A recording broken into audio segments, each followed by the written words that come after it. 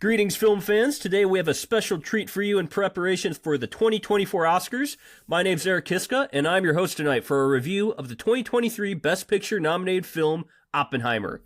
But first, as we start every podcast, we announce what we're drinking, because as Greek mythology once said, Prometheus stole fireball from the gods and gave it to man, and for this, he was chained to a bar stool and tortured for eternity. Kevin, what are you drinking on this fine evening? Good evening, world. This is Kevin K-Con Konachek, and tonight I am drinking Trail Magic, which is a half and half cannabis-infused iced tea and lemonade. So it's non-alcoholic, but it's got, THC in it. So that's fun. I figured I'd try something completely different. As far as Prometheus is concerned, he got pecked to death by an eagle. Like his liver literally got pecked to death by an eagle for eternity. So equivalent to somebody who drinks too much Fireball, probably, it's going to get pecked to death. It doesn't sound fun at all. Hey, it's Cole William with Gibson here in Florida, the worst state of the union yet again. Please send help, get me out of this hellhole as soon as possible. Tonight I am drinking in celebration of Oppenheimer. It's called Quarantine Gin. It's a gin that was made during quarantine, but it's got a cool little radioactive symbol. So I picked it up and threw it in a gin and tonic. It's okay. And I'm having an okay time. It's okay. Very nice. And I'm drinking a Jefferson's Ocean Aged at Sea rye, which is the same bottle that I actually got for Christmas. I'm surprised it's lasted this long, but maybe I'm respecting the nice whiskey finally. A24 Vibe Discussion.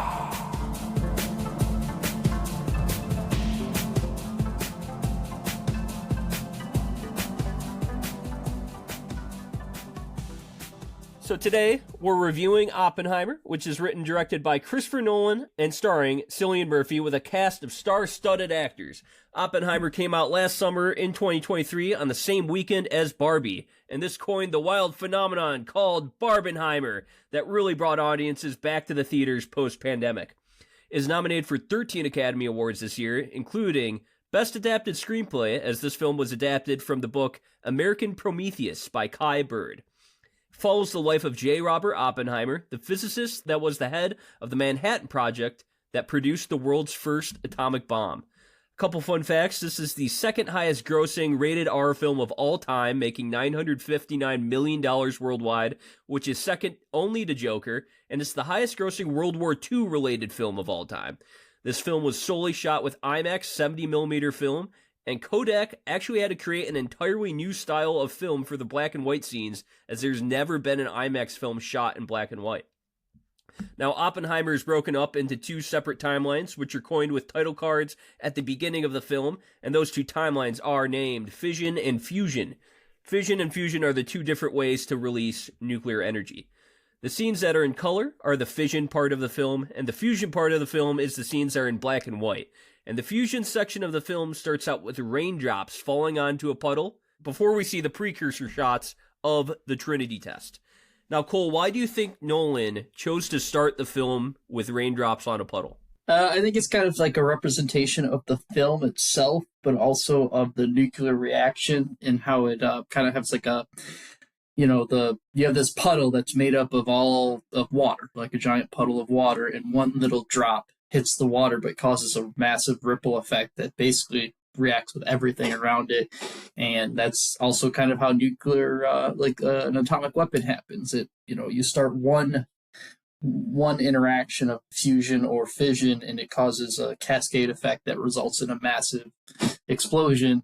And this also kind of speaks to this film as a whole, where this one kind of point in history where they developed this technology, what ripple effects is this going to have throughout history? And we obviously are much further past that timeline, and we've kind of seen, obviously, with the dropping of the bombs, the Cold War, the nuclear race, all the times that we've gotten close to the inevitable destruction of the world, but also you have like nuclear energy being produced and kind of maybe some of the positives. But I think that was kind of his kind of like a foreshadowing in a artistic, symbolic way And I don't know. I thought it was a cool way to start the film.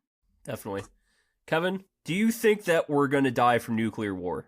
What a completely random ass. All right, random. so why did they use rain in the beginning, and are we gonna die?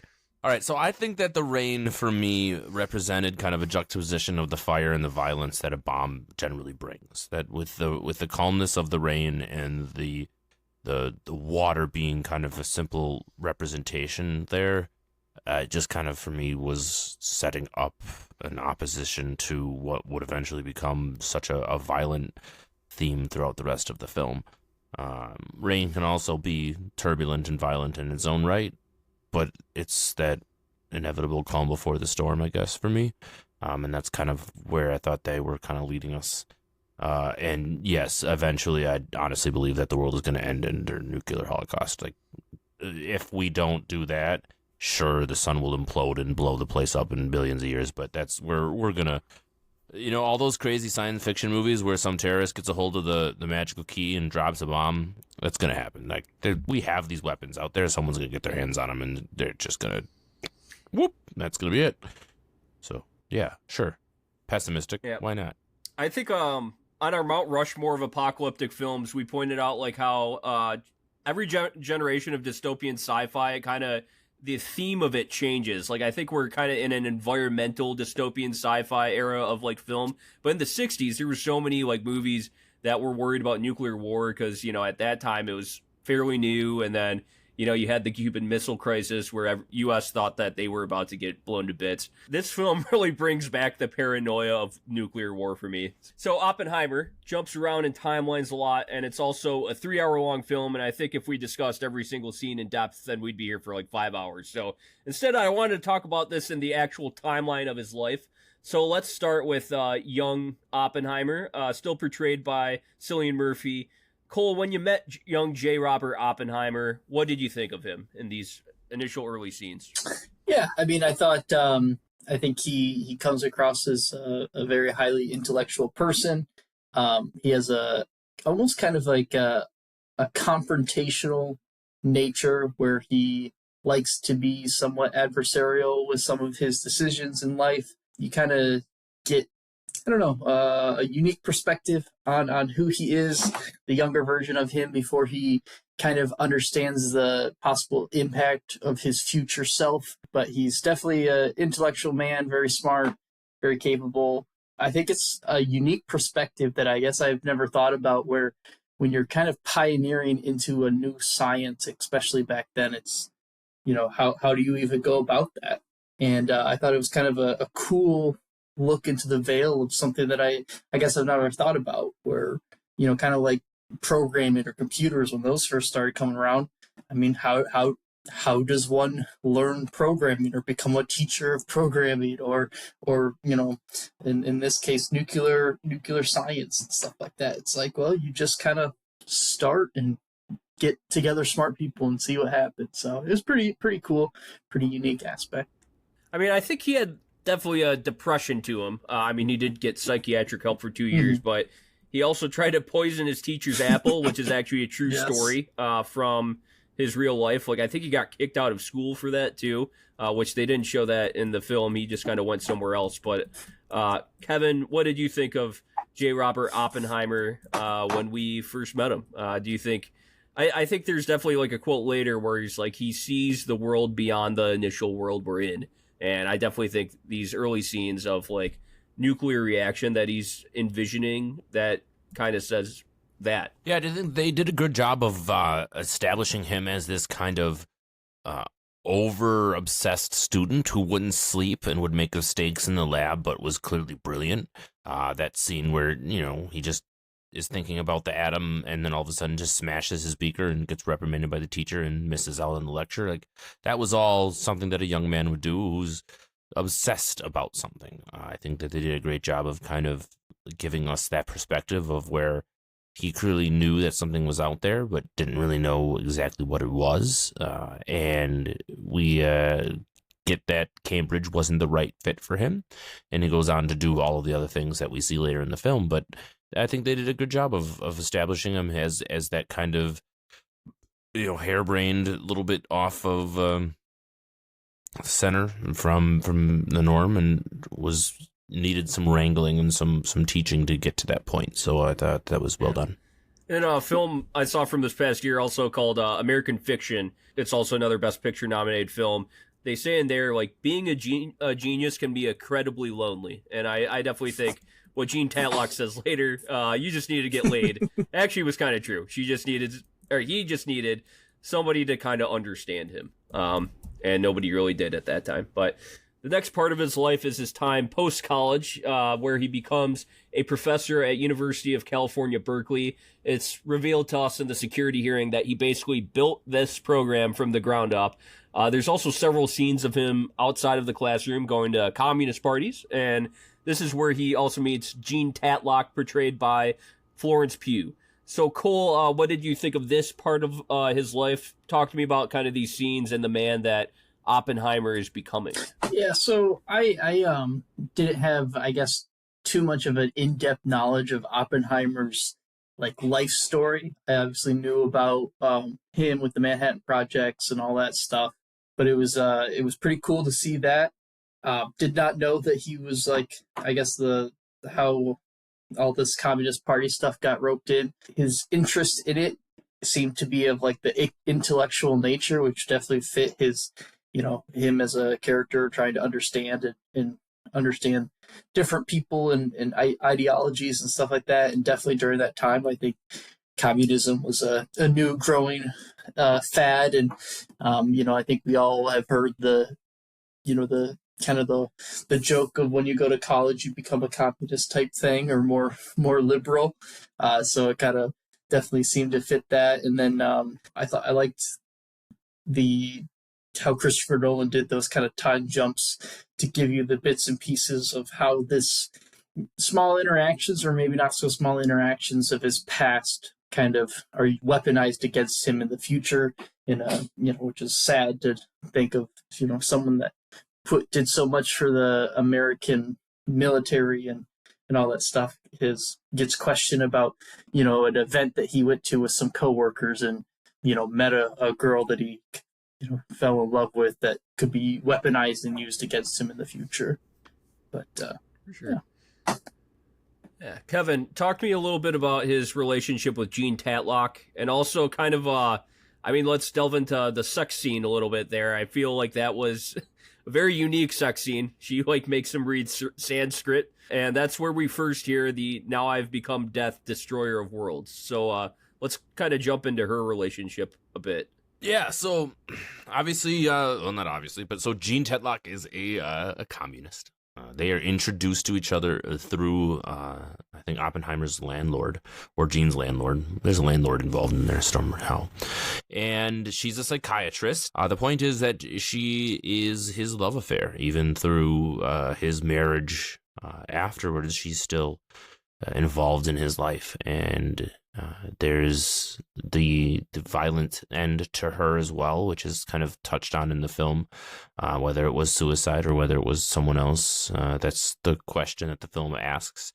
But she played an important role in the sense that he needed someone off the beaten path, someone to kind of give him that spice of life, that breath. Whereas the film would like to portray it that he was just doing something nice for her. Every time that she needed someone, she would call him and he would come running. But eventually he got to the point where he realized that it was not good for him. So there's that whole thing. But the sex scene was interesting. It certainly set up kind of that, like you said, the "I have become death" was super interesting, the way that they used that. Not sure why they needed to have it the whole Sanskrit bit, but it was a flex, I guess. He's really smart, and she likes smart people. I don't know. It was probably just another excuse to put sex in the movie. I do think that there was a bit of commentary there about the male gaze and how he was a bit of a womanizer and misogynist. That's why I don't think this film is actually overly kind to Oppenheimer. They portray him for the genius he is. I do think they added the sex scene in here to kind of show his male gaze and misogyny, because only a scene before that, his brother's fiance was talking, and then he just interrupts her, and he's just like, I don't really care what this person has to say. And I don't think that they're overly kind to him, and this film is in the perspective of Oppenheimer, and they kind of show like, yeah, he was a bit of a misogynist and womanizer. So that's why I think they might have added that sex scene in there the way it was. But no, I agree. Absolutely. Yeah. I think it was intentional to put him in, especially as a unfaithful husband, and especially the second one coming back to her. But yeah, absolutely. Yeah. So as his ties to the Communist Party become a bit deeper, Oppenheimer tries to start a union for professors on campus, and this very much pisses off a fellow professor named Ernest Lawrence, who's portrayed by Josh Hartnett. And he actually won, in real life, they don't mention this in the film, he's a Nobel Prize winning nuclear physicist. He's a very respected physicist, and he got angry at Oppenheimer as World War II and a battle with the Nazis kind of seemed inevitable. And Lawrence, he was working with the government at the time, but he could not invite Oppenheimer in because of his ties to the Communist Party. And it's here that Oppenheimer decides to cut his ties with the Communist Party and his attempts to unionize the classroom, thus joining the war effort. So Cole, talk to me a bit about this sequence of scenes, like Oppenheimer initially joining the war effort and then also meeting General Leslie Groves, portrayed by Matt Damon. I thought this film did a very good job sticking to like the historic events that actually occurred and how it would have transpired. And like you mentioned, they don't try and paint Oppenheimer as a hero or anything, and they show him at his truest form in a sense with his faults and whatnot. And I've done some projects at Y12 in Oak Ridge and at Los Alamos for the U.S. military, and you have to do quite a bit of background checks and interviews, and they I have Canadian citizenship and my family's Canadian, so it's a very long process for anyone that has any relations to people not U.S. citizens. Damn. So even now they take that stuff very serious, and I couldn't imagine how serious it would be during a world war. So and then with the whole communist concern and rhetoric, obviously it that plays a big fact into it. And reading about it and seeing the way that it was portrayed with him, obviously they wanted to get him involved, and it took a lot of convincing for them to even acknowledge or talk to him and go through that whole process to get him cleared to even start this project. But that just kind of also shows how intelligent and ahead of his time Oppenheimer was the U.S. military, and everyone was willing to kind of waive these concerns just to get this man on their side and not let him go to anyone else. It was pretty cool and spot on. And the fact that they had, Matt Damon, the general, come and actually visit him and stuff like that definitely plays into that and convincing him to join and feeling him out for sure. But different times for sure. Yeah, Kevin, talk to me a bit about General Leslie Groves, portrayed by Matt Damon. It's like he's kind of business partners with Oppenheimer, but they're two very, very different people. But it's like the perfect medium to try to get this task done, where you have your kind of army general, but he's a guy that can let some of Oppenheimer's eccentricities go, I feel. But yeah, talk to me a bit about Leslie Groves and Matt Damon's portrayal of him. I really liked the character. I really liked that it was subtle in the intelligence side of it. Like, it's subtly woven in that he's a graduate of MIT, that he designed the Pentagon. Like, this guy's incredibly impressive. And that's why he's the director of the Manhattan Project. And Matt Damon does a great job of having that soft side of him, but that absolutely that I tell you how to, put on your fucking underpants and socks. And when I say you jump, you say how high. Like, he has that moment where he's, has to be the hard ass when it comes to security, but also completely can understand where these guys are coming from, and realizes very quickly upon meeting Robert J. Oppenheimer that he is the only man for the job. And I mean, what does he say? Basically, like, everybody says you're a pain in the ass and terrible to work with, and I don't even know why I'm here right now. Run a hot dogs or a hamburger Right, stand. exactly. Yeah. And they just did a wonderful job of setting up those characters to be like, yeah, well, you need me, so you might as well be on for it. But then also even to the point where it's that final scene where it's like you're only as useful, and what is his wife Kitty tells him, like, until you're not useful anymore, essentially, pretty much, right? Yeah. And then so Matt Damon just did a really good job of portraying someone who had to have a moment of heart, but also a moment of hard assness, and I thought that was really well done. I'm sorry to Matt Damon because he's such a great actor, but I can never see Matt Damon and not think of Team America. Matt Damon. Matt Damon. Yeah, no, absolutely. I'm sorry, Matt Damon. 1000%. Yeah, you're still a great actor, but Pearl Harbor sucks.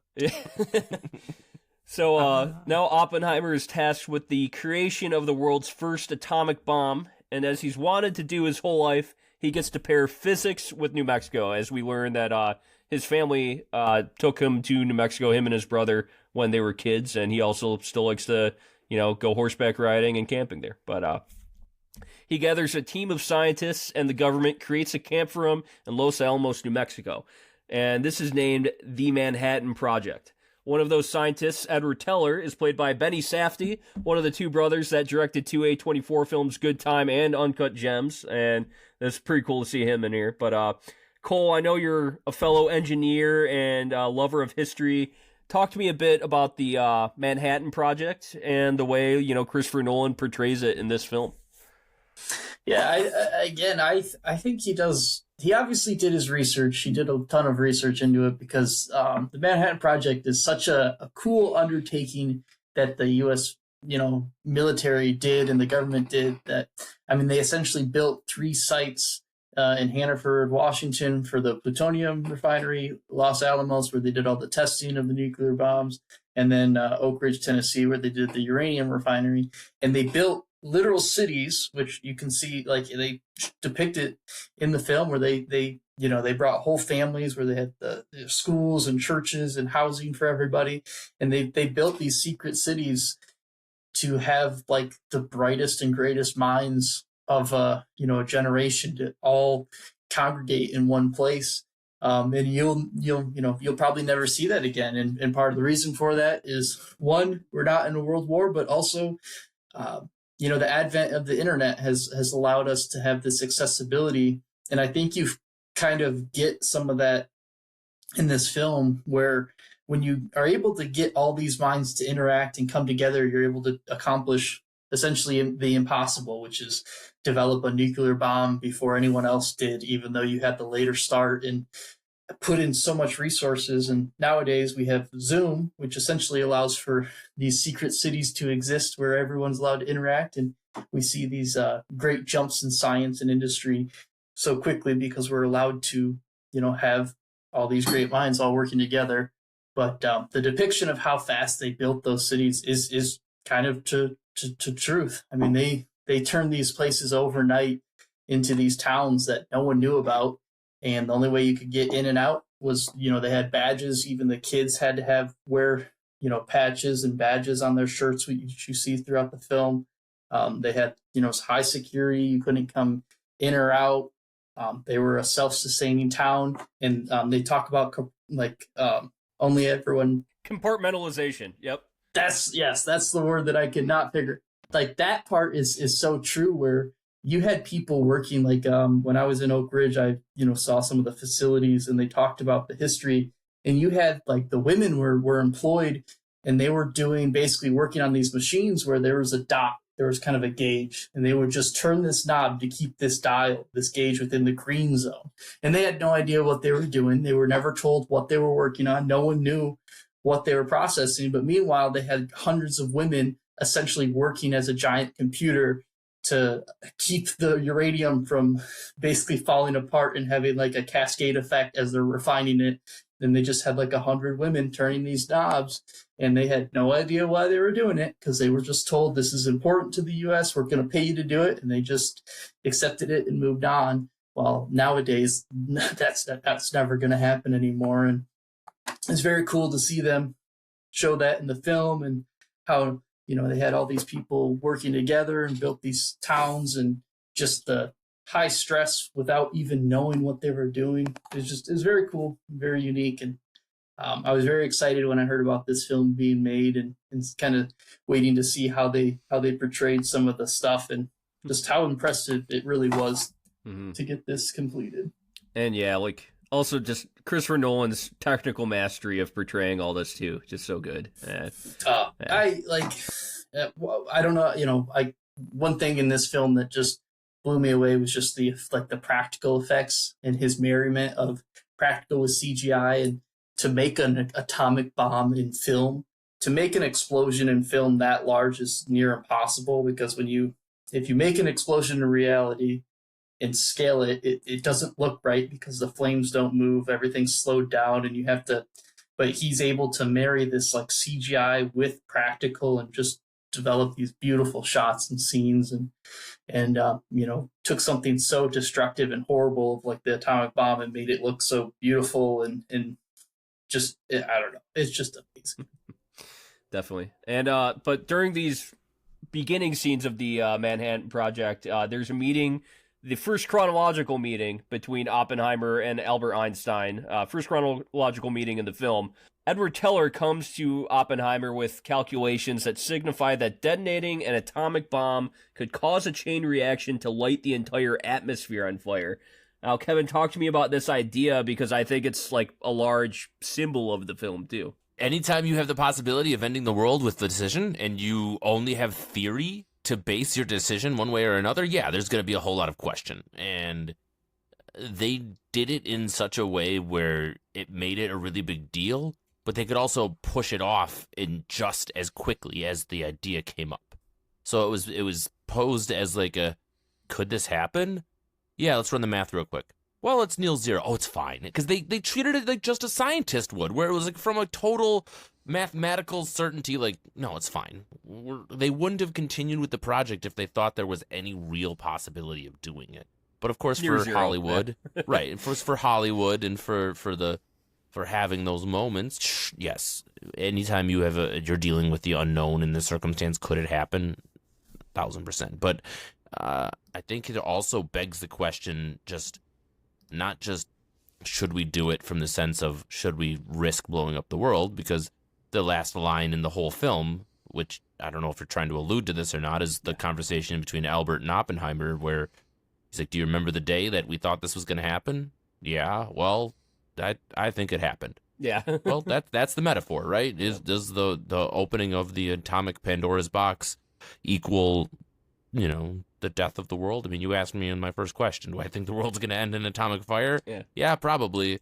And that's going to be because of mutually assured destruction, which will be because of one person will push it and the next person who has it will also push it. So in theory, it's the same thing. It's a chain reaction of bombs sparking each other because everybody has them. So everybody's going to use them, and it's just going to ignite the atmosphere because everyone's going to be just chucking them at each other.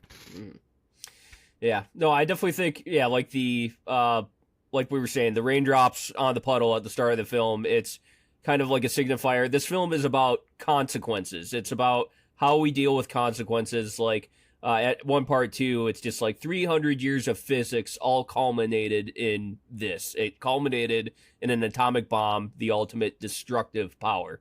And just kind of people dealing with consequences when they don't know the full consequences of what they do in the time, but they all turn out to be or to result in one thing. And I mean, that's a big part of physics too. And I think the mixed like timelines of the film, Cole, there's something with physics, like I think Einstein said, like basically like time is irrelevant or something. It's like the theory of relativity, where the kind of the gravitational pulls affect the timeline.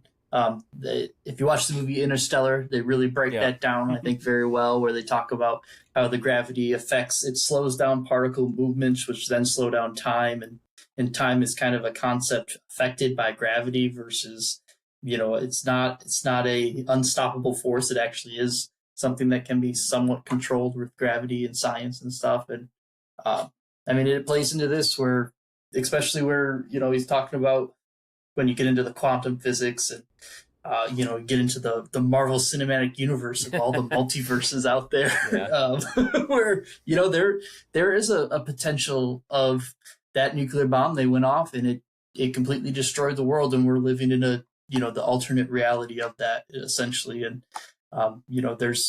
an infinite amount of possibilities. And when you're dealing with something so new like they were, and so deadly, and fission is the lesser of the fusion. Like fusion creates an immense amount of power, but it's the most difficult to do, to the point where we've only recently started successfully doing a fusion reaction that generates power. But just think about, I don't know, those we're talking about back in like the 1940s, which just blows my mind how we're closer to 100 years removed from this. And just thinking about these like essentially mad scientists all coming together to develop the world's greatest weapon, and still the world's greatest weapon 100 years later. Like it's crazy. And just, I mean, I don't know how, it's kind of terrifying to think that being in those shoes, and the thought that, yeah, like if we do this, it could potentially end the world. And even if we don't, it still could end the world because of, the fault of man. But then at the same concept, it's like, if we don't do this and our enemies do, either they're going to destroy the world or we're going to destroy the world. So who's going to be the one that's going to take the ownership? And it's like, well, we would rather be the ones to have it, right? So definitely. And yeah, that goes into like, we're nearing the creation of the bomb, and I feel like this is the most critical time in the Manhattan Project, because Germany actually surrenders from World War II, but Oppenheimer is convinced that they must keep creating the bomb, and obviously the army wants to, or the U.S. military wants them to keep creating the bomb, because once the U.S. displays the destructive power of an atomic bomb in Japan, Oppenheimer believes that no one will ever want to go to war again. But I think the U.S. military, they're just like, we want to have this power. We don't want anyone else to, because this will make us the world's biggest superpower if we do this. But Kevin, talk to me a bit about like Oppenheimer's mindset during this period, where he truly thinks that creating this atomic bomb won't, like, it'll end war. It'll be the war to end all wars. That's what they actually said in World War I, that this is the war to end all wars. Wasn't true. But, to talk to me about Oppenheimer's mindset during this period of time. Ooh. So Oppenheimer's a little biased. Oppenheimer is a Jewish man and is seeing his people being persecuted and destroyed. The scientists being completely run out of the country and all sanity being lost. So he feels what Germany is capable of doing on a very personal level. And I feel like the fervor in the country probably was very anti-German in general on the back of World War I. And from the scientific community, there's probably a lot of brilliant minds coming out of that are being quieted and stifled by Hitler. So his mindset is to take it to them from a patriotic standpoint, right? Being an American who but that was, wants to help. Pre-Germany surrender, right? But then post-Germany surrender, he still believes, though, like, we want to use this power. We want to show the world this power, because he thinks that if they drop this bomb, then there will be no other wars. Like, it'll be unthinkable to ever go to war again. Sure. So, yeah, his mindset post-Germany surrender, though. Well, he also goes into the big meeting, right? And he poses both sides of it, the what if you drop it versus the what if you don't. I mean, his moral scruples, as they describe him later in the movie, are definitely on the fence. It feels like he doesn't think that they will use it after they built it. Like, it was almost like, we're going to build it so we can have it as a don't do anything bad because we'll get you if you do, because we have the capability. I feel like that was probably his mindset when they built it. And then once the government got it, it was like, oh, shit. They can do anything they want whenever they want. And he realized that, and that's why he found out about it on the radio like everybody else, which was crazy to me. Like, the guy who fucking built the goddamn thing has no control. And the movie did such a good job being like, hey, yeah, you built it and then you're done. That's it. Good luck. Government's got it under control. And then after they drop it, of course, his mindset completely changes. Then it's like, shit, don't like it. Probably shouldn't have done that. Maybe the H-bomb is a bad idea. And he starts going down that whole moral side train as well. Yeah. So. Yeah, and I just think it shows how naive Oppenheimer was during this time, because I just, like, he like I was trying to point out, like everybody thought World War I was the end of all wars, and then it just keeps happening because mankind, we don't really change our stripes. And I guess Cole, yeah, talk to me a bit. Let's get into the question here. Like, was it worth it to drop the bomb on Japan, even though it probably saved U.S. soldiers, but we did kill, probably 200,000 plus Japanese people, a lot of them that had nothing to do with the war. Was it still worth it, do you think? It's such a hard question to answer. I mean, at that point, in that mindset, from the U.S. perspective, it was the right answer to do. At that point, we were already doing firebombing raids. We were already doing some pretty terrible things to Japan.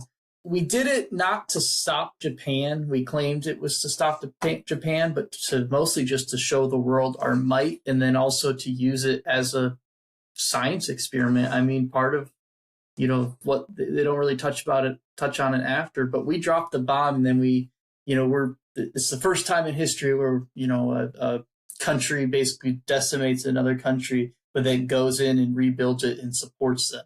Well, the reason why we did that was because we basically wanted to use it as a giant science experiment. And sadly, when wars happen and atrocities occur, we learn some of the greatest things, and we see massive jumps in the science community that led to a lot of good research and a lot of good things that have saved a lot of lives and have resulted in a lot of good things, but at the cost of a lot of innocent lives. So it's one of those things where I definitely can't say that it was the right decision.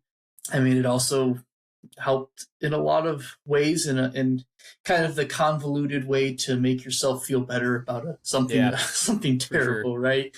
Like it sucks, and like I definitely don't think that nuclear weapons should ever be used, but that can of worms was going to be opened by someone at some point, right? Like, yep. And that's the sad reality of the way we went. And I don't think we should have. I definitely don't think we should have dropped two. No, but I guess with the idea that Japan thought we could only have one, and they really wanted to show force, I get it. But at the same time, man, like, what a terrible thing, and a lot of lives, and a lot of times they read about it and they talk about how the lucky ones were the ones that died at the blast, and not the people that had radiation to live through with the radiation poisoning and all the terrible after effects of the sites. And so it's an ugly part of history and humanity, and I think at this point the best thing we can do is learn from it and try and make that not in vain, I suppose. Yeah.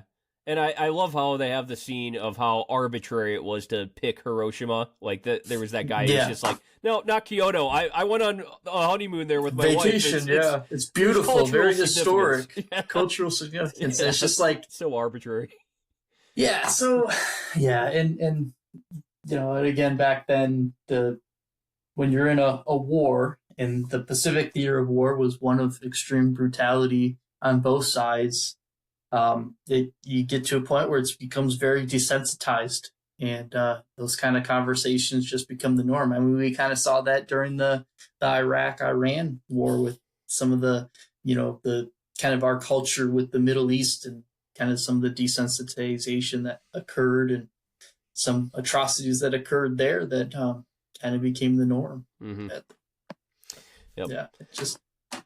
Well, going back to kind of the creation of the bomb during this time, we also see the death of Jean Tatlock, and she was, a Communist Party member that was also the lover of Oppenheimer, and he continued to see her while he was working on the Manhattan Project, but she commits suicide by drowning herself in a bathtub, or does she? Because in a future scene, we see two different scenarios, and if you go frame by frame, you can get one depiction that shows a hand on her head drowning her, and another depiction that shows her drowning herself in the bathtub. So, Kevin, do you believe one depiction over the other? Because one idea that's out there is that the U.S. government actually killed her because they thought that she might have been giving secrets to the Soviets, or she was just too much of a loose end because Oppenheimer was the guy creating the atomic bomb, or heading the team creating the atomic bomb. But yeah, do you believe like one depiction over the other? Without having any reference beforehand and only of seeing the film and thinking about it in this context, I would lean towards she was probably murdered. I think that she absolutely was one step away from somebody who had the biggest secrets in the entire world, and if the timeline is to be believed and they felt that the H-bomb was being developed and the Soviets may have a head start, anything that might have done, this was in 41, but yeah, I think so. I think she probably was definitely murked by the CIA or somebody close by to them, so no doubt. Yeah. Well, maybe doubt, but not doubt. I mean, I totally think the U.S. government is capable of doing this kind of shit. So, definitely. Yeah, Cole, do you believe it? Or... yeah, I mean, they can overthrow especially governments. They can do that shit. Yeah, and they killed Martin Luther King. Anyway, that's a different discussion. But... yeah, I think, especially during times of war or high tension, the U.S. military and the U.S. government is a lot more. I guess, matter of fact, where they have done things in questionable nature. And I would not be surprised if it was, released that she was taken out by, the CIA or internal, and her quote unquote suicide was not one. Because I'll tell you what, drowning yourself in a bathtub seems to be quite a difficult task. Well, she took like barbiturates, but then there's one other thing in her system that might say that she was actually drugged by somebody too. Yeah. Like, definitely not a. I would say that she probably was murdered by someone, most likely related to the government in a way. Yep. Oh God. All right. Well, it's a sad scene for sure. But so let's finally get to the Trinity test, and man, this might be one of the best scenes ever put on film, in my opinion, because they actually dropped a real bomb to recreate the Trinity test. And the visual effects supervisor was Scott R. Fisher, and he created this bomb with gasoline, propane, aluminum powder, magnesium, and ping pong balls. Part of the, everything shattering was actually ping pong balls shattering. So, yeah, Cole, talk to me a bit about this scene and, the practical effects done in this scene, the technical mastery of Christopher Nolan here. Yeah, like what I mentioned earlier is, when you get into large scale explosions, when it comes to CGI, it's hard to do fire, smoke, all these particle effects. It becomes so massive and so intensive for a computer to do that it doesn't end up looking right. And then when you try and do small scale, especially with the nuclear explosion, with the way that it generates the fire and all these particles and stuff, it's if you try and scale it, it just looks weird. Like if you take a campfire and make it giant and put it on top of a building saying, the whole building's on fire, it just doesn't look right. But the way that they did it with the practical of doing, like you said, dropping like a legit bomb and then doing all these, close-ups and then the effects of the people and seeing and again with the use of actual, like the 70 millimeter film and IMAX, and just being able to see everything so clearly. And so and also at night with everything they did it so smart between him and Christopher Nolan working together. I mean, Christopher Nolan has done a phenomenal job in all of his films with the practical. And one of the reasons why I love him as a director is because of his push to do so many things practical, because it just feels so much more impactful. And when you're talking about something like the Trinity test and actually testing the first nuclear weapon in history is one of the most impactful things to happen ever in the history of man.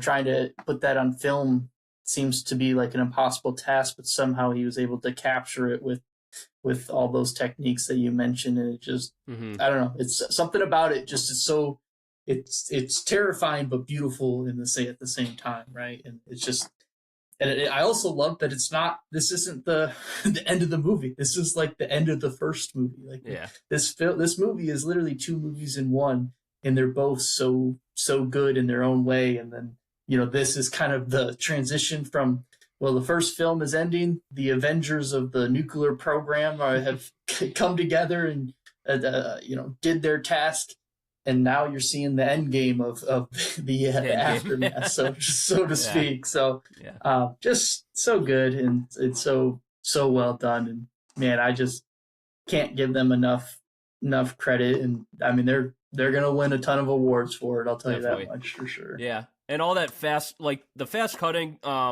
interspersed with Ludwig Göransson's theme, his score. That was so like his score is so freaking good, and amazing. Nolan like really perked up the score here, and I guess also IMAX cameras, they don't have like. They don't have these really great microphones on those cameras. So Christopher Nolan largely used like the actual IMAX microphones though for most of this film. And so that's why the actual talking is a little quiet at sometimes and the theme is it's louder. He really perked up the theme though during this scene and just interspersed all of it and then just went radio silent right when they dropped the bomb. And I love that, just like they drop it, gigantic like flame of fire, and then it all hits them at once. You hear that gigantic thud, and oh my god, Kevin, you want to talk about this scene a bit too, or? Yeah, no, I thought that was really well done in general. I thought that the way that, and it wasn't even completely silent. Didn't they have like the breathing and like the people, like, yes, their voice, like their mouths? And then he says, like, "Now I've become Death, Destroyer of Worlds." It was just right? like, we're not going to go complete silence. We'll just have the human element of it, which I thought was really unique. The fact that Nolan did all his pyrotechnics, right, and that those are all a real life explosion. I mean, it's not an atomic explosion, but it's certainly a big enough one that looks pretty damn cool. I really like the way that they showed everybody watching it in different variations, whether it be the folks on the lawn versus the guys in the bunker, to the guy who just wanted to go out and look at it right up close. Like, we get Josh Peck too from Drake and Josh. That's true. He pushes the button. It was a beautifully poignant, well-crafted scene that is the ultimate climax of your film, essentially, from the work that all of these folks are trying to do. And it was just really well done. You didn't really need to say much. You just need to show it, and that was cool. Definitely. And now we get into the actual dropping of the bomb, and Oppenheimer, he only hears about this on the radio. So, like, after the bomb is dropped, he makes a speech to a gym full of celebrating people, and this is where Oppenheimer first feels his, like, real guilt of what he's done. He sees people's flesh being torn off and feels the walls shaking.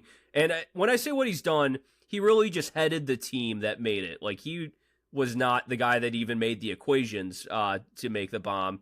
But he was the only guy that I think could have put this whole team together and actually created this. Because, as one guy said, he's the great salesman of science. So, not when I say, what he's done, he's not solely responsible for this. But some people have actually like given Christopher Nolan shit for not showing the dropping of the bomb in Japan and rather portraying it this way. So, Kevin, do you think this was the right choice to show it this way in this gym of him envisioning like his own American citizens, their flesh being torn off and, them essentially dying?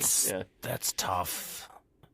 Because it was, I think, intended to show what a way to make it relatable to Oppenheimer himself. Like, imagine if these were the people in your life that you just dropped a bomb, or if Germany or someone dropped a bomb on you, on your family, these would be the people that would be screaming in pain, that would be hunched over, that would be going through that. So it was a visual of a representation, I guess, of what it would feel like for him personally. And the story is all about him and his wife and his family and all of the relationships about him itself and the way that the bomb affects him from a moral standpoint and from a mental standpoint. So I don't think it wouldn't have been as effective, or didn't really feel necessary to show it on the Japanese culture, on the people, because we already know that that's what happened. I think it was more important to kind of see that, even though it was dropped thousands of miles away, but that effect in his mind anyway, it could be very similar. And he probably was thinking like, if I did this, or if someone did this to my family, how would I feel? And I'm pretty sure he put himself in their shoes in that moment. For sure. And like, this film is from his perspective too, so this is how he would have experienced it at the time.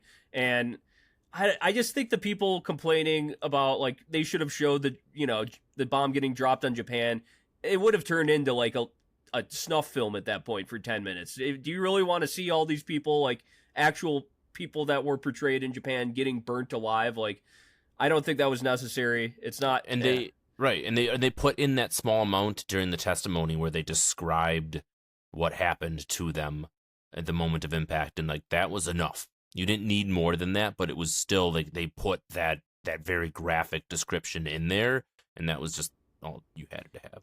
Yeah.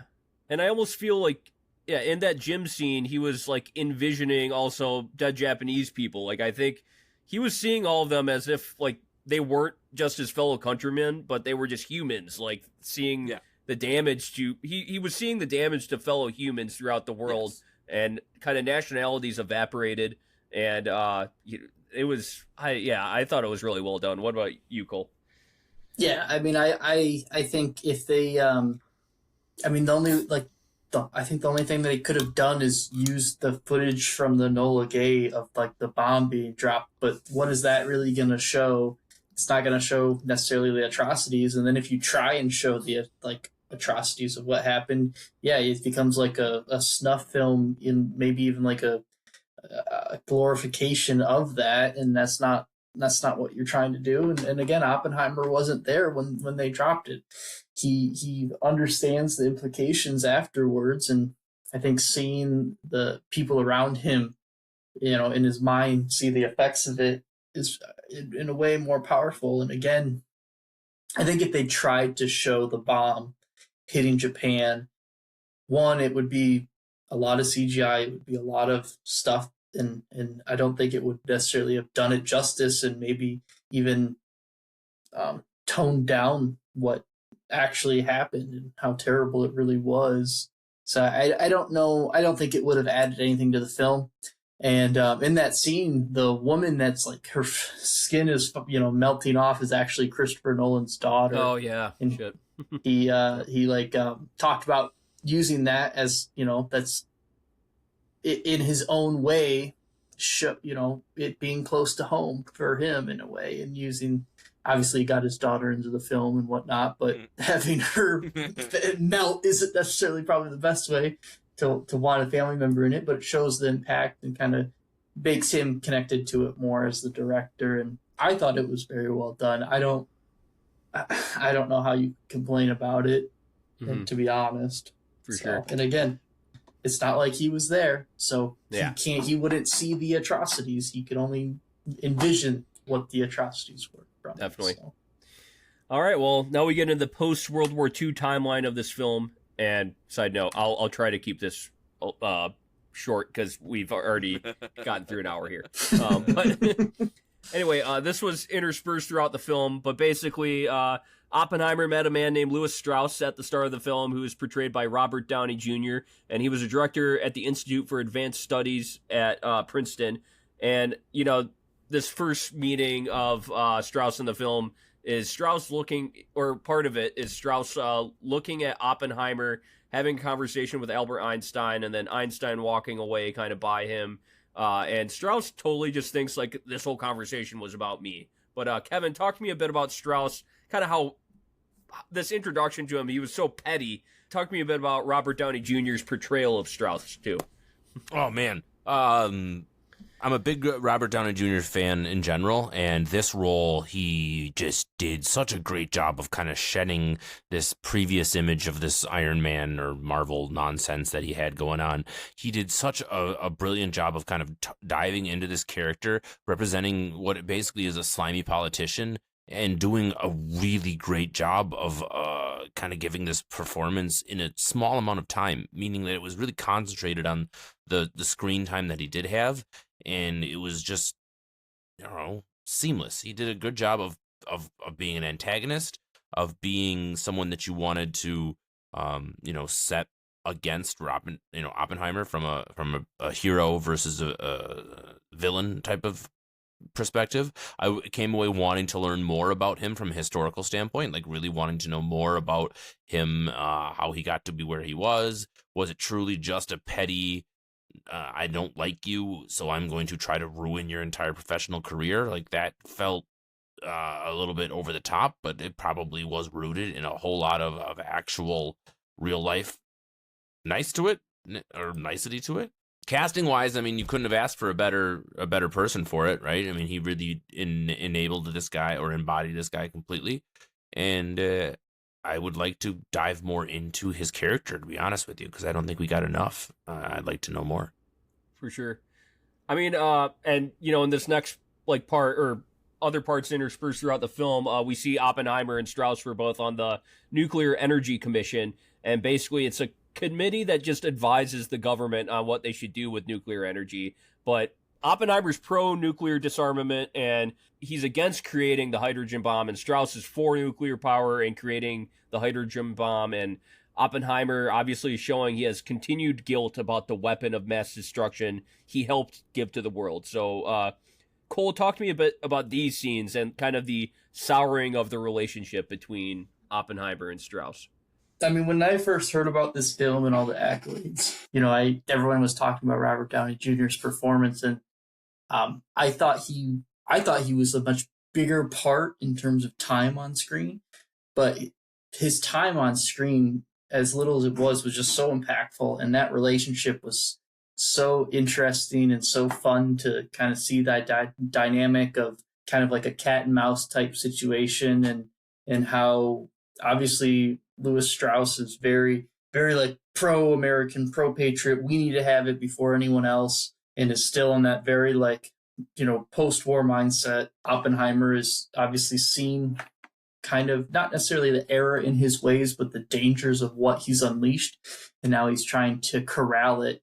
And just that those interactions, again, as brief as they were just so impactful and so cool to see. And also the way that Robert Downey Jr. played Lewis Strauss, and his you were able to pick up his kind of demeanor of, he doesn't like to be disrespected, and if someone does that, he will do everything in his power to kind of systematically destroy them, which is what happens with Oppenheimer and that whole situation. And I just thought, it's funny because I thought, Robert Downey Jr. would have such a big role in terms of time on screen for just what everyone was talking about. But then you watch the movie and you're like, man, he wasn't there a whole heck of a lot. But when he does, he comes out and he nails it. And it's just such a cool dynamic to see, and very well done. And again, I got nothing really negative to say about it. For sure. No, it was, I think he deserves Best Supporting Actor. I loved Ryan Gosling as Ken, but I think that Robert Downey Jr. will probably win Best Supporting Actor. And yeah, he completely transformed himself for this role. And I almost think this Strauss versus Oppenheimer is almost like the intellectual versus the anti-intellectual. And I think that's something we see so much today. I'll just say it, Trump is kind of the ultimate anti-intellectual, and then he's kind of going against a lot of these people that are intellectuals, and it is played out in this film, these two sides of Americans at this time. And yeah, he's almost like a Richard Nixon type character where he just really, really hates the intellectual people in government. And I think that's kind of what Strauss is portrayed as too. But yeah. Hydrogen bombs are, we've never seen them utilized in war or on people, thankfully, but they are so terrifying when you compare them to a normal or the atomic bomb at the time, because you get into the thermal nuclear. And the Fat Man was 20 kilotons or something like that. And the largest one that the U.S., when they did the hydrogen, was 15,000 kilotons. So you're talking about a huge jump of, magnitude between the two bombs. And then the Soviet Union, the largest bomb that was ever dropped in history, the SAR, I think it's TSAR, but it's Russian, so I think it's called SAR. But that's a 50,000 kilotons. So you're talking, the one dropped in Japan was 20, and then the hydrogen, we're talking about 50,000. Yep. It's so just mind-boggling how scary and just insane that we pursued that. But again, if someone's gonna have it, would you rather it be us than them, right? Yeah. That's kind of the whole crux of everything, sadly. Sure. Well, now we fast forward to 1954, where Oppenheimer's security clearance is up for renewal, and in these scenes, that are also interspersed throughout the whole film, basically Strauss has created a kangaroo court to reject Oppenheimer's security clearance because Strauss is still bitter about Oppenheimer's disagreements with him from that nuclear energy committee and or atomic energy committee. But we're also fully now into the McCarthy era of America. So Oppenheimer's past ties to the Communist Party are not taken lightly. But Kevin, talk to me a bit about these kangaroo court scenes, and also let's talk a little bit about Kitty Oppenheimer, portrayed by Emily Blunt, who was, Oppenheimer's wife, and they actually had a kid together. But she kind of, was an alcoholic too. But she also had a very great scene in here. So let's talk a bit about the kangaroo court here. Yeah, so those scenes were very impactful in the sense that they bookended our really important scenes with the actual bomb. So we get Oppenheimer at what seems to be his lowest, right, where he looks pretty haggard. He's getting berated by our hotshot prosecutor. But that scene with his wife that you're referring to was really well done. So Oppenheimer's hanging out in the hallway, and he's not really sure if someone's going to show up in order to defend him. And Kitty shows up, and he basically is like, "We've walked through fire together. She'll be fine."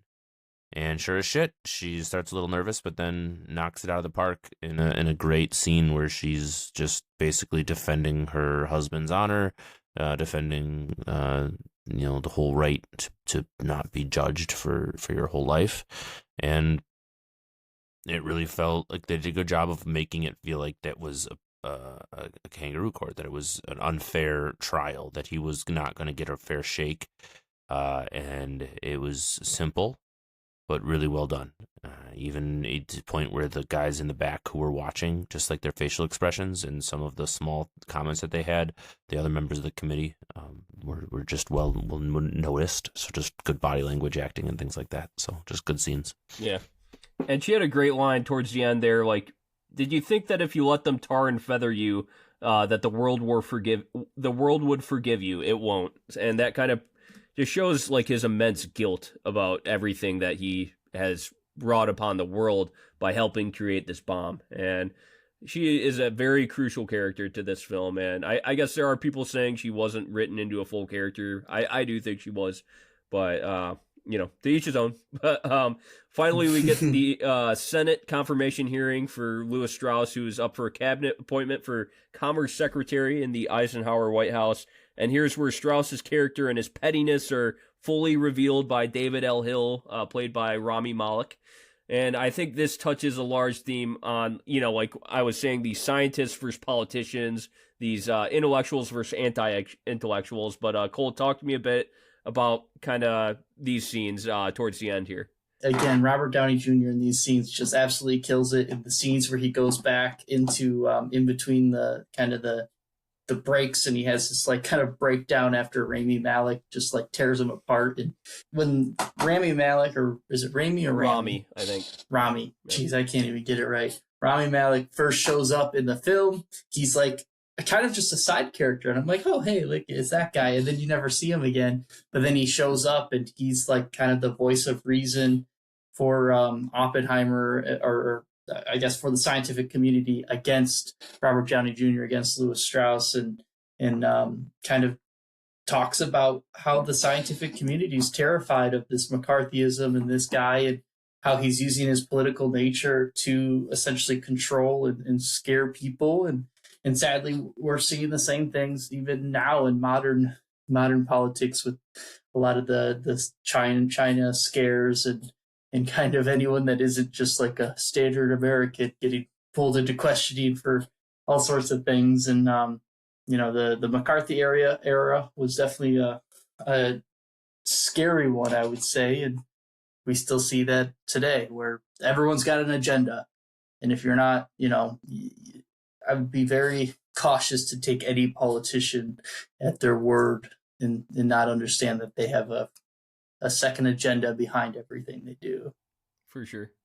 Yeah, and I really think like these parts of the films, not during the Trinity test and before, it was really Oppenheimer trying to regain control of things he like brought upon the world, and trying to like bear some brunt of responsibility to disarm the world of nuclear power because he was so guilty.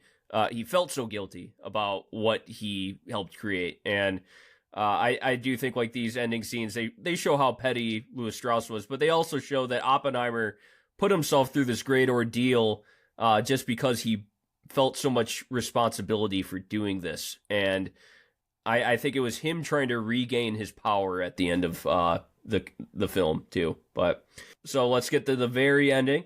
Strauss is rejected for a cabinet appointment after it's revealed, kind of his petty maneuvering got Oppenheimer's security clearance denied. And we flash forward to Oppenheimer receiving a Medal of Duty for his duties to his country, which Einstein tells him that those medals won't be for him. It'll be for them and like kind of the geopolitical class. And then we flash back to Oppenheimer's discussion with Einstein, and the film ends with Ludwig Göransson's sweeping theme and Oppenheimer saying, "We were worried that we'd start a chain reaction that would destroy the entire world, and I believe we did." So Kelly, damn it, Kevin, tell me how the film left you feeling after the end.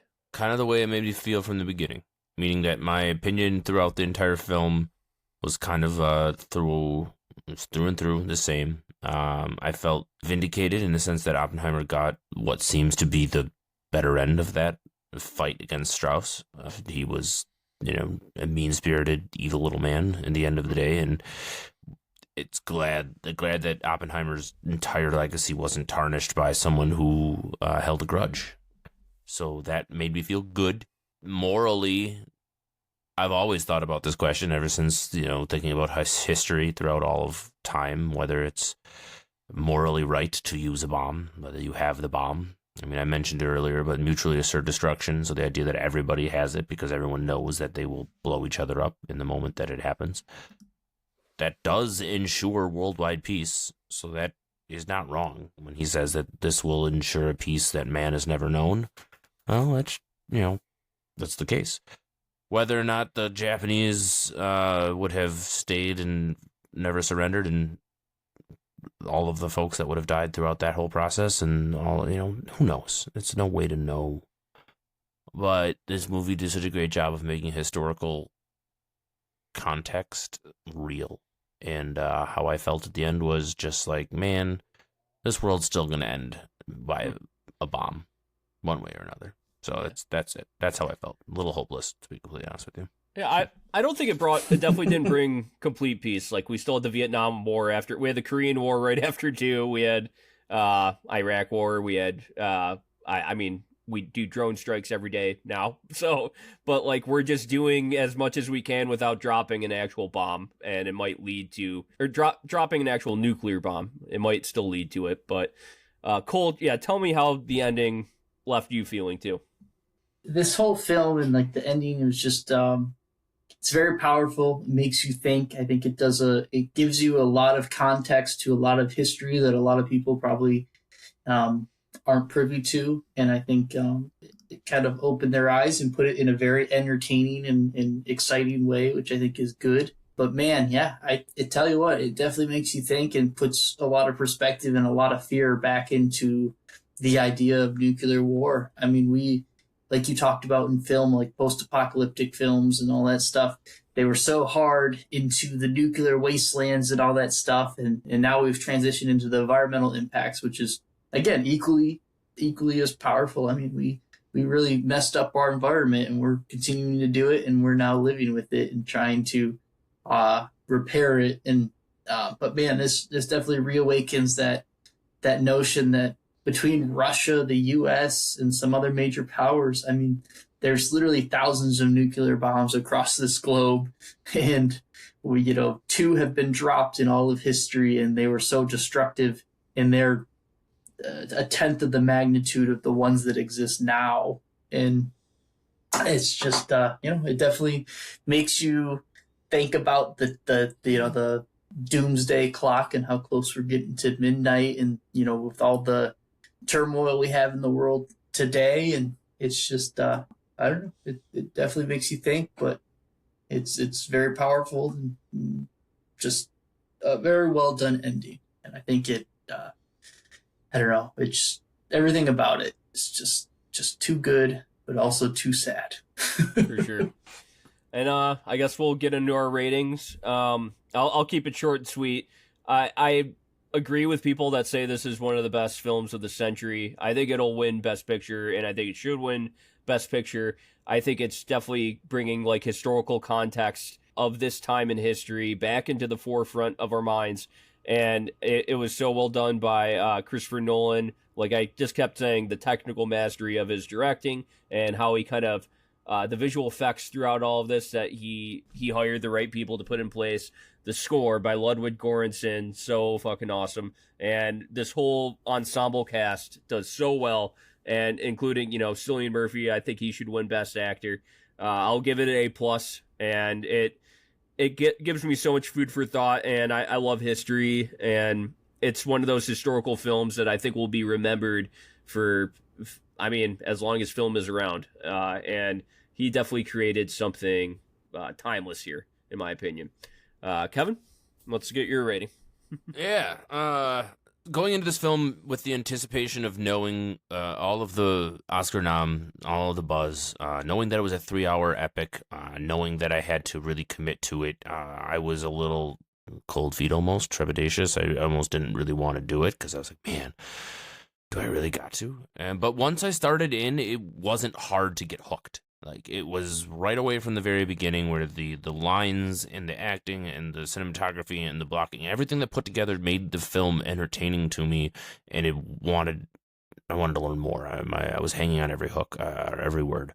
It really did not disappoint from that perspective at all. The actors were really, really brilliant. They took something historical and made it almost feel fantastical, which is really cool to me. Even though it was completely grounded in reality. The fact that we were able to see a different side of one of the biggest pieces of history ever was brilliant. Eric alluded to the soundtrack being really well done. I mean, the highs were super high. The atmospheric music was incredible. It really just set up the time period for what it was, and really just hammered home what we were trying to view on this film. I think that it's probably going to win the Oscar. You're right, but I did enjoy this viewing, and I'm glad that I had to do it for this pod, because it really was something enjoyable. I'm not feeling like I was drugged through it on the other side. So it's going to get an A24 for me. Very well done, and I think everybody should watch it. So good job. All right, Cole, round us out. Yeah, as everyone knows, probably by now, I am a 90-minute film guy. So to get me to do a 3-hour movie, it has to be a damn good 3-hour movie, and make me enthralled. And like I said, this is I will say 2 90-minute films put into one, and each one is awesome. And I was just infatuated with this film from start to finish. Sat down, watched the whole thing, took no breaks, just absolutely loved it. Was just so pulled into it, and between the black and white shots and the kind of jumping of timelines and the history of the development of the bombs and the secret cities and the government, and then the kind of the aftermath and the story and life of Oppenheimer himself. Just very well done. Made me want to look into him a lot more than my kind of surface level knowledge of him and what had happened. So well done. And again, Christopher Nolan does such a fantastic job with his films from a cinematic perspective and cinematography and the CGI and the practical effects usage and just everything about it. I absolutely loved it. I think everyone should watch this film. I think it gives a lot of it does a very good job of giving you American or world history and in an entertaining and beautiful format. I really don't have any negatives about this film. I think it's probably going to clean up at every category possible at the Oscars, and rightfully so. Not to discredit, a lot of amazing films came out, but I don't think any of them can really stand up to this film. So I give it an A+24. It's one of my favorite films of all time. It's jumped up on that board. very quickly. Same. Yeah, I think it's Christopher Nolan's best film. Mhm. And I mean, I love The Dark Knight, but it's just a Same. whole other level to this. Like Yeah. it's based on a Yeah. true story. It's history. It's I don't know. You telling me Batman's not real? Holy shit. I guess we do actually have vigilantes now, but all right. Well, thank you for listening, everybody. Next week we will be reviewing the Yorgos Lanthimos film, "The Killing of a Sacred Deer," and he directed Poor Things too. So I hope you that gets you in the mood for the Oscars. Because also the week after that, we will be previewing the 2024 Oscars, and we will be giving our projections or predictions and who we think will win and who we want to win. And we will be doing that with the Martini Shot. And him, we've had him on a previous podcast before. He runs a great YouTube channel where he reviews films and also makes a cocktail for every film he reviews. So thank you for listening, and have a good night, everybody. Bye.